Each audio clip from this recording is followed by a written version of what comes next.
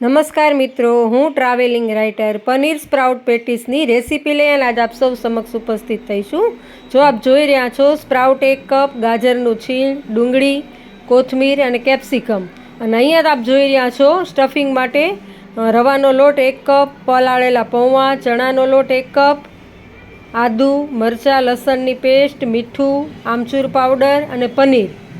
જો આપ જોઈ રહ્યા છો, લીંબુ, અને પછી આ મેજિક મસાલાના જે પાઉચ આવે છે તે 2 પાઉચ એમાં ઉમેરી દેજો મિત્રો।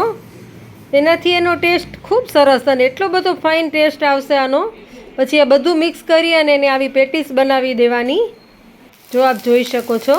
પછી નોનસ્ટિક પેનની અંદર થોડુંક તેલ મૂકી અને આ બધી પેટીસને આપણે ફ્રાય કરવા મૂકશું, અને ઉપર થોડાક તલ છે એને આપણે સ્પ્રિંકલ કરી લેશું, કે જેથી આ રેસીપી છે એકદમ હેલ્ધી બનવાની છે મિત્રો। જુઓ, તેલ પણ ખૂબ ઓછું છે, સ્પ્રાઉટ છે, આ બધી વસ્તુઓને કારણે આ રેસીપી છે એ ખૂબ સરસ, અને જો તળાઈ ગયા પછી તો કેટલા ફાઇન દેખાય છે।